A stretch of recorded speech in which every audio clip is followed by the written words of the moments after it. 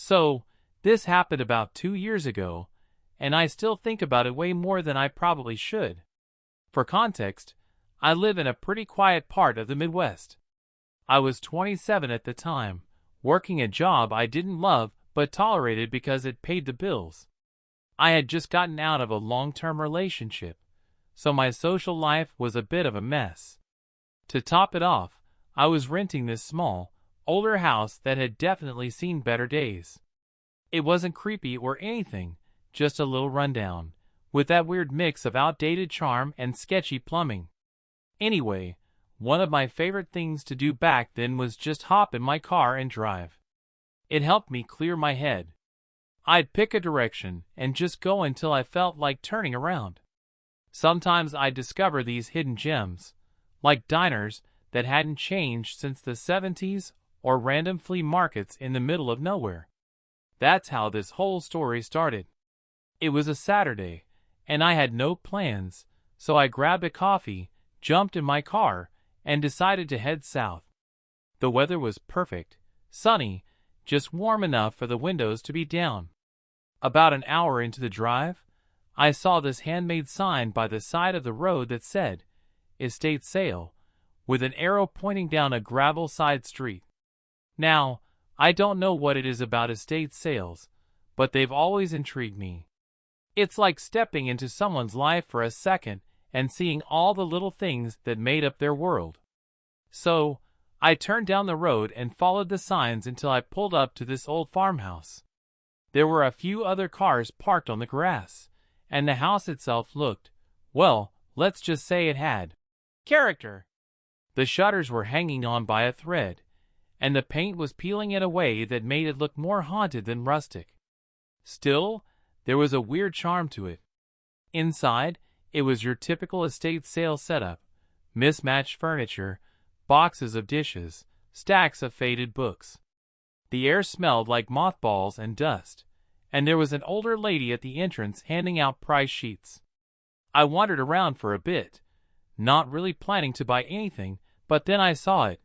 A small wooden box sitting on a table in the corner of what must have been a living room. It wasn't fancy, just plain, with some carvings on the lid that looked like initials, maybe HB or HP. I don't know what drew me to it, but I picked it up and opened it. Inside were some random old letters, all tied together with string, and this little bronze key. I'm not a big collector or anything, but there was something about that box that felt special. Like it had a story I needed to figure out. I ended up buying it for $10 and taking it home. That's where things started to get weird. When I got home, I put the box on my kitchen table and sat down to take a closer look. Like I said, it wasn't much to look at, just a plain wooden box with those carved initials on the lid. But something about it felt oddly personal, like it wasn't just some random trinket someone forgot to throw away. I untied the bundle of letters inside and started reading. The letters were old, like really old. The first one was dated 1946, and the handwriting was this neat, cursive script that people don't seem to do anymore. It was addressed to someone named Helen, and the writer signed off as Bert. The first couple of letters were sweet but pretty ordinary, mostly talking about mundane stuff like the weather, the garden, and how Bert hoped Helen was doing well. But the tone shifted about halfway through the bundle. Bert started writing about things he was worried Helen wouldn't understand, cryptic mentions of a mistake and what we found. He said he was trying to fix it, but there wasn't much time left. The last letter was intense. Bert sounded desperate, almost scared. He begged Helen not to tell anyone, and he said something about needing the key to keep it safe. The letter ended abruptly, almost like he ran out of time, or maybe courage. By the time I got to the end of the stack, I was hooked. I mean, who were Helen and Bert? What were they trying to keep safe? And why was this box, their box, sitting at some random estate sale?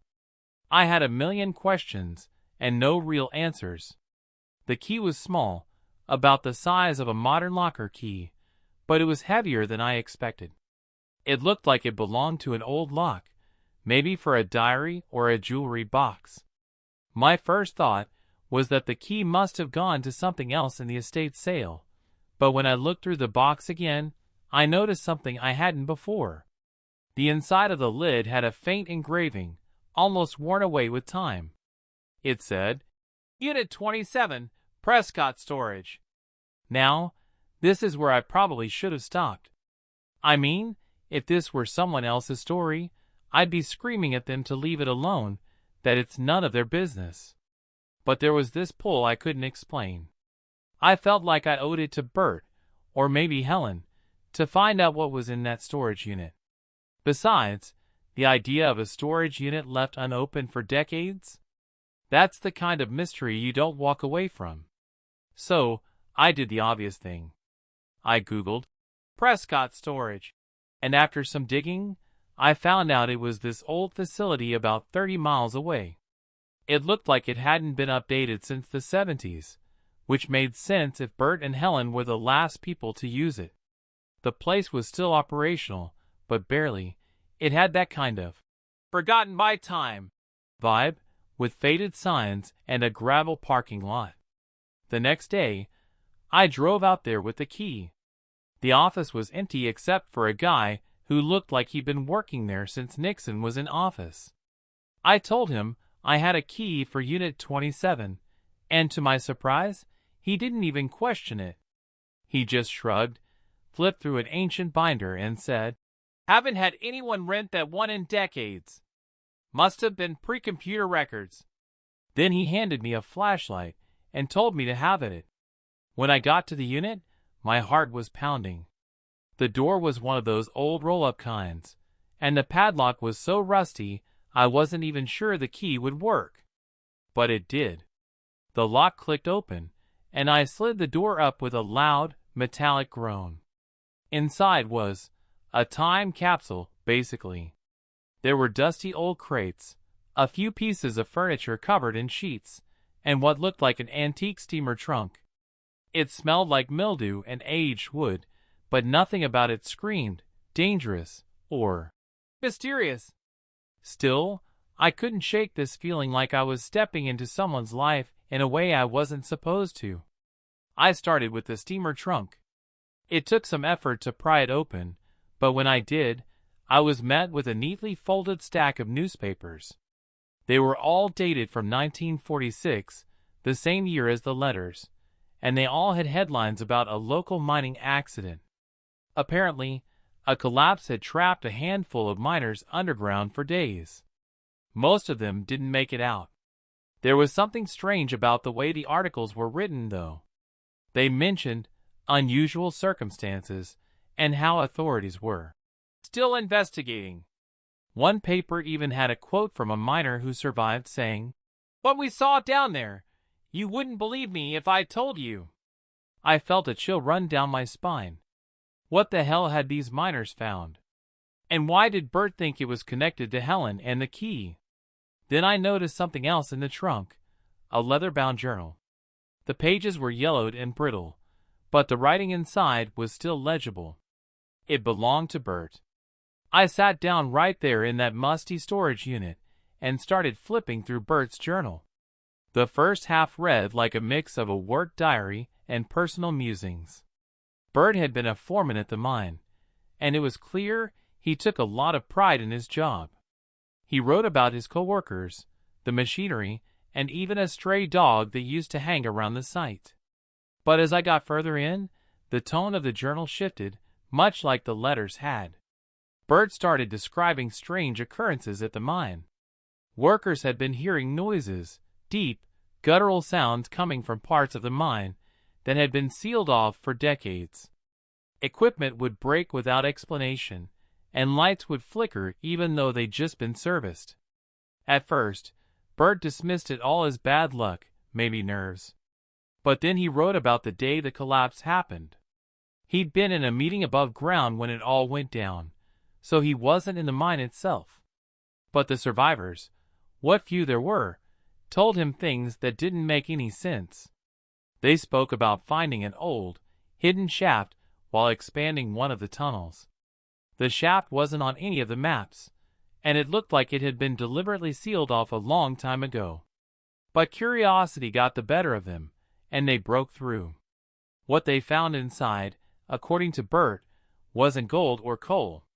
It was a chamber with strange markings on the walls, unlike anything they'd seen before. The air in the chamber was freezing, even though it was summer, and one of the miners swore he heard whispers. They didn't stay long. Most of them got spooked and wanted to leave. But one guy, Bert wrote, took something from the chamber. He didn't say what it was, just that it should have been left alone. That was the same day the mine collapsed. Bert didn't go into much detail about what happened next, just that the miners who made it out alive were changed. One of them quit his job on the spot and moved away without saying goodbye. Another one started drinking heavily and ended up in a sanitarium. And the guy who'd taken whatever it was, he disappeared a week later, along with whatever he'd found. The rest of the journal was a mix of paranoia and regret. Bert wrote that he'd spent years trying to piece together what really happened in that chamber. He said he'd found clues, bits and pieces of something much bigger, but he was too scared to dig deeper. The last entry was the most unsettling. It said, "I don't think it's done with me. I feel it watching, waiting. If something happens to me, Helen, keep the keys safe. Don't let it find its way back." I closed the journal and just sat there, the weight of everything sinking in. I didn't know what Bert meant by it, but whatever had happened in that mine clearly haunted him for the rest of his life. And now, somehow, this whole mess had landed in my lap.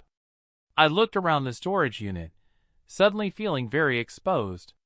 The idea of taking anything else, especially the key, felt wrong. I put the journal and newspapers back in the trunk, shut it, and rolled the unit's door back down. Before I left, I told the guy at the office that Unit 27 should stay locked up. He gave me a weird look but said he'd make a note of it. That night, I couldn't sleep. Every time I closed my eyes, I saw that chamber, the strange markings on the walls, and the whispers the miners claimed to have heard. I kept thinking about the key, too. What did it open? Was it meant to keep something out, or keep something in? The next morning, I drove back to the estate sale to see if I could get more information about the box, the key, or who Helen and Bert were. But when I got there, the house was empty. The cars, the signs, the lady handing out price sheets, gone. It looked like no one had been there in years. To this day, I still have the box, but the key is gone. I don't remember losing it, and I don't think I threw it away. It just disappeared. Part of me is relieved.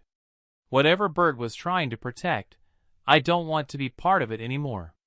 But another part of me, probably the part that drove out to that storage unit in the first place, still wonders what's out there. And sometimes, late at night, I think I hear whispers.